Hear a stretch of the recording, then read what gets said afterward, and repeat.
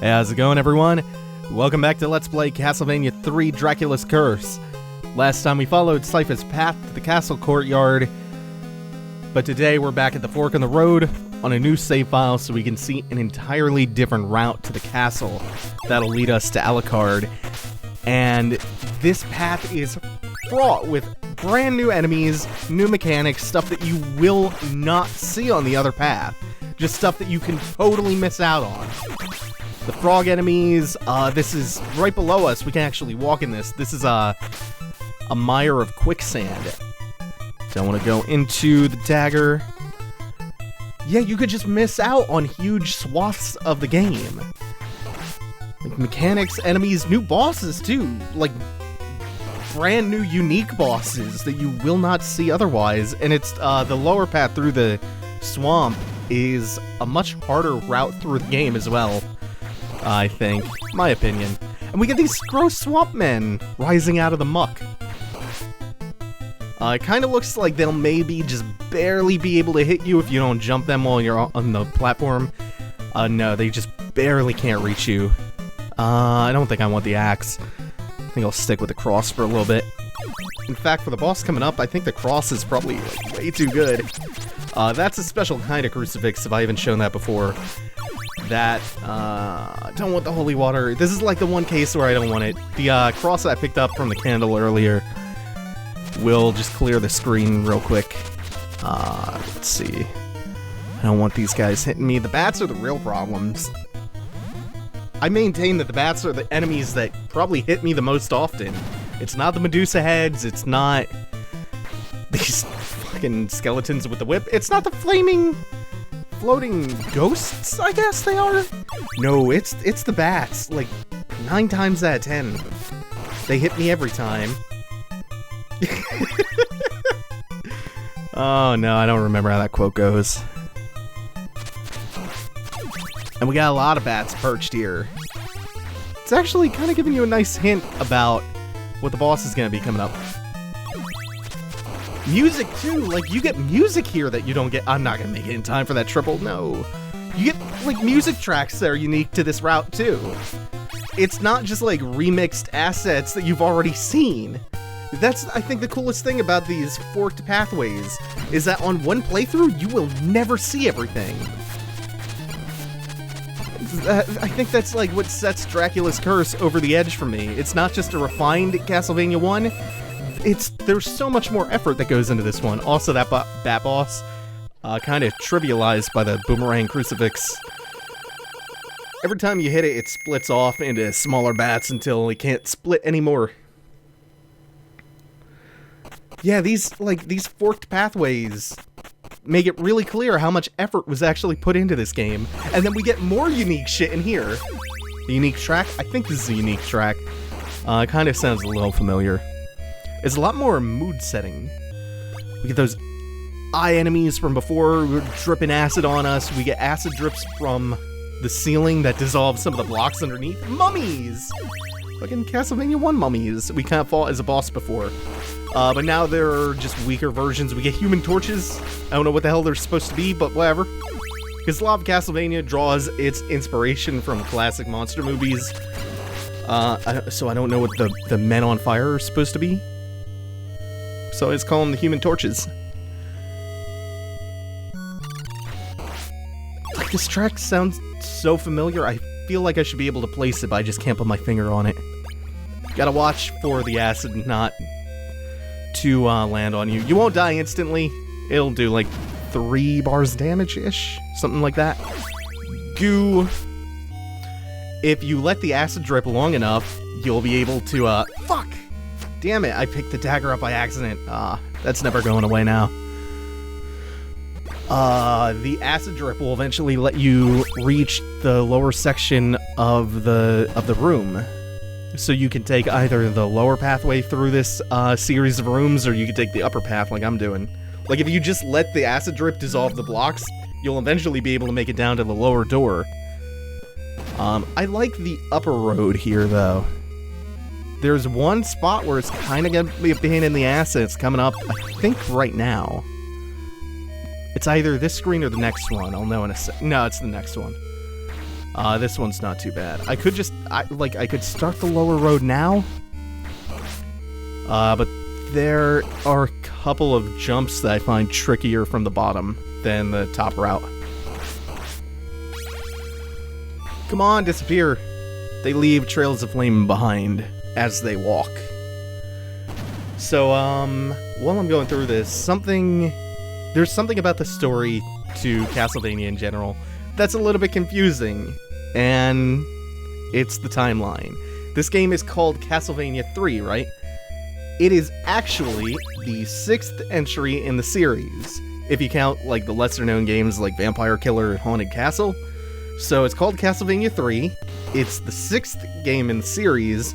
Chronologically, this is the 2nd game in the timeline after Lament of Innocence. So the series revolves around Dracula, you know, and the quest to kill him because he's fucking Dracula. He's an evil-ass vampire. What more do you want as far as, like, motivations to stop the villain? So Castlevania's Dracula is based on Bram Stoker's Dracula, which in turn is based on the real-life Vlad the Impaler, who ruled over an area in Romania called Wallachia. We start Dracula's curse off here in Wallachia Village. So this game is not only based on Bram Stoker's Dracula might actually be part of the canon timeline. More on that in a moment, because we're fighting Alucard, which, obviously Dracula backwards. Alucard in the Castlevania universe is the son of Dracula. Why we have to fight him is gonna become real unclear momentarily, but this fight's a big homage to Castlevania 1 Dracula. He more or less does the same things as Dracula did in Castlevania 1, except he's a little bit easier. In some ways, he's a bit trickier. You're not getting if I can help it, you won't get a good view of... There we go. That's probably as good a view as you're gonna get of why he's a little trickier. Dracula in Castlevania 1 teleported, and he could teleport on top of you. And you didn't really have a concrete way to track him. And the other thing that Castlevania 1 Dracula did, which actually makes him less tricky than Alucard, is his 3 fireballs. They all shot straight forward, and you could just jump over them. This version of that attack, this 3 fireball attack, when he respawns in a new spot, they will track you. So if you're on one of the upper platforms, they track you towards the ceiling. If you're at a weird oblique angle, they'll track you, but you can just whip them to destroy them. Especially when they're bunched up, when they're coming out from under his cloak. That's the best time to try to hit those 3 fireballs and destroy them all in one go. So it's not a super hard fight. Surprised you to beat me. I've been waiting for you. I need you to help me destroy Dracula. Okay, Alucard. So instead of going the upper route, the surface route, and recruiting Sypha and rescuing her, we take the lower route through the swamp. Yeah! And we get to recruit Alucard as a friend, the son of Dracula. So I'm not sure why we had to fight him. Like, maybe we had to prove ourselves to Alucard before he'd join us? I don't know.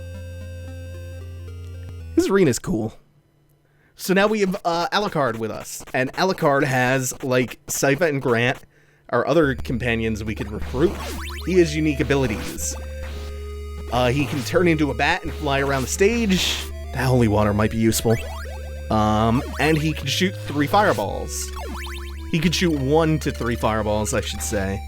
Try to find a good opportunity to show that off soon. Fuck these mummies.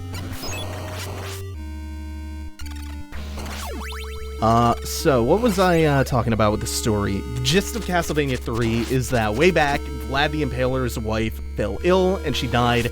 Vlad blamed God, because, as you do, Vlad blamed God for letting his wife die, so he let this evil demon turn him into a vampire so he could become powerful enough to commit genocide against the entire human race, just to spite God.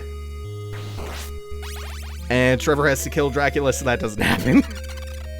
Which is like, yeah, I'm down with this plot. Hey, that worked. Wasn't sure if the hitbox would be big enough.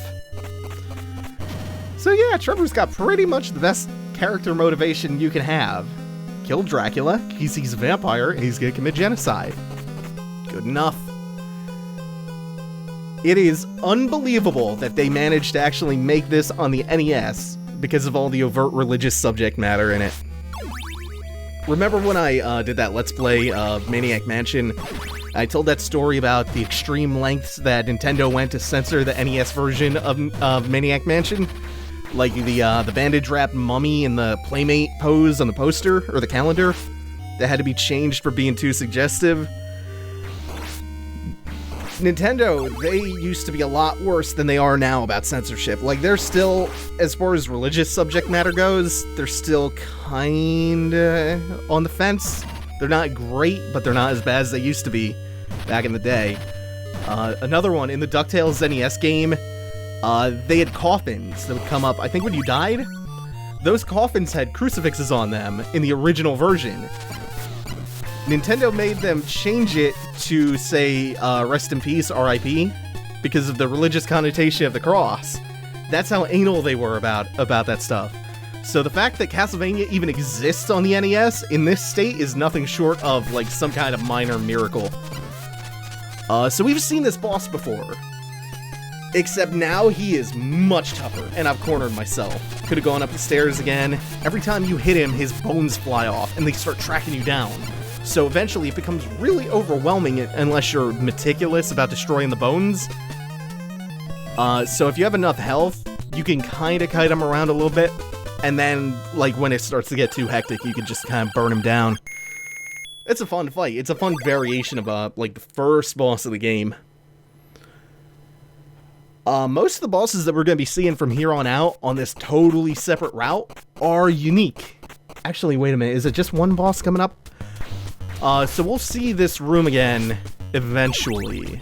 There was a fork, another fork that I ignored that I'm going to go back to on yet a different save file momentarily, so I'll see you again in a second. Okay, so before I took the upper route, which only led to that one extra stage, this lower route also leads to, well, this one leads to a couple extra stages. And this music again! Oh yeah! The best. So we get into, I think this is also the Sunken City. This is just a different part of it, that's gonna lead to a different pathway than we've seen before. Also, it's gonna culminate in a totally unique boss fight that you don't get anywhere else in the game if you ignore these series of routes. You have to take two different forks to get to this path. You have to take the one, away from Sypha and towards Alucard's swamp, and then you have to take the other fork that I just took. Speaking of Alucard, let's see. I will, turn into a bat and skip all these goddamn mermen. Because I'm actually a little lower on health than I would like to be. So you do that by pressing down and B. The normal weapon, the normal way to use your sub-weapons is up and B, so his bat transformation is down B. Or down A. And just like Trevor needs to upgrade his whip to maximize its length, or its reach, you need to collect these upgrades for Alucard to make sure he can fire 3 fireballs. And his fireball is a little bit weak, but it covers so much area in front of you that it's amazing. Fuck, I didn't mean to get hit. You never mean to get— oh no! Oh, I'm just gonna spray and pray. Whip and pray? I want to say this is the first time that enemy, the Dragon Tower enemy, or no, I'm thinking of a different one. But that skeletal dragon thing, I think this is the first game it appears in. I can't remember if it's in Castlevania 1, I'm pretty sure it's not.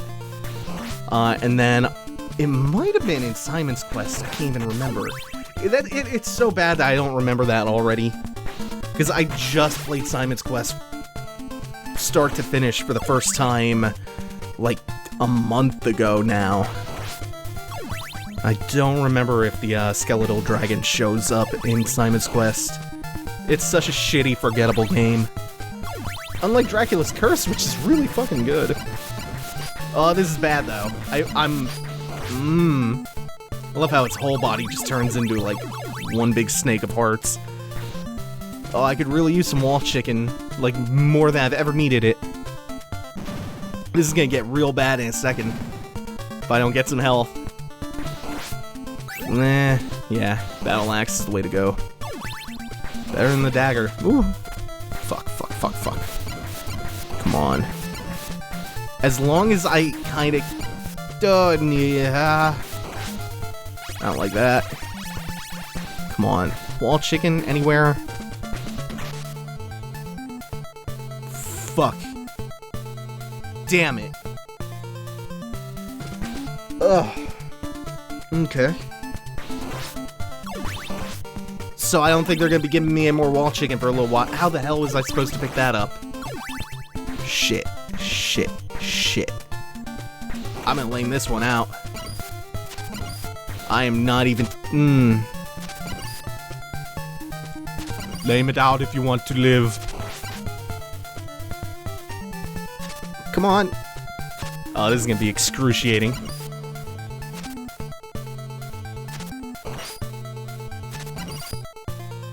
Oh, this is all because I handled that very first one so poorly. Oh, it's like all your mistakes come back to bite you. I could just die. I'll start with full health and like no whip upgrades, but they just throw the whip upgrades at you. But I don't want to die. Stopwatch is not gonna do it for me. Stopwatch might come in handy. I don't know. It's not gonna do me any good against the boss. Which, am I about to... Fuck. Yeah, I'm about to fight the boss. There's no real stage between me and the boss now for the stopwatch to actually help. Battle axe maybe? Yay! Dagger. Oh, so the fucking oh, there was something too. Yeah, I have to jump that. The deck is so completely stacked against me right now. I have no useful sub-weapon. I have 1 HP. No wall chicken ever. Yeah. Okay, and boss time. Oh, I'm dead. Damn it. Whoa, this slowdown might help a little bit. Fuck. Oh! It was a nice jump. Here's the problem. I don't know how to predict the way this thing moves, so I have to get real lucky. If it moves the wrong way... Okay, it's starting to get easier. The more I hit him, the more parts of him fall off. Whew, okay. And the more parts of him that fall off, the easier it is to move around without jumping into its tail. So that's just part 1. This is actually a really unique boss fight, because it ends with him at about a quarter of his HP, and then we'll pick up again with it later. But for now, we have to deal with a rising tide. So on top of everything else being terrible right now, I'm on a timer, so I have to rush through this so I don't drown. Fuck. The consequences of dying are not that bad right now, especially because I still have 3 lives, so it's not like I'm in danger of game overing. But if I can get through this without a death... bat! If I can get through this without a death, I'll be pretty happy with that.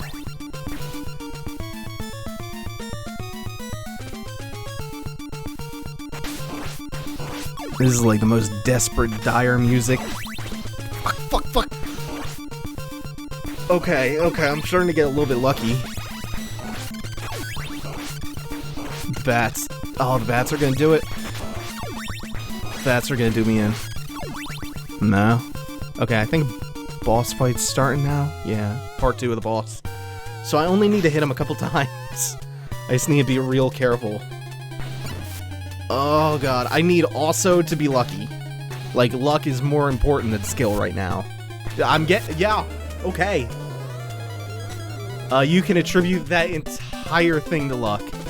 Because there's no way I survived that without being extraordinarily lucky. Like, if he had just tracked me a little bit more, I would have been dead. Oh my god, I lived through that! Yeah! Castlevania 3 is the best! I love it. I love it so much. Oh, man. Alright, so that's gonna do it for now. Thanks for watching, everyone. Take it easy. Have a good one.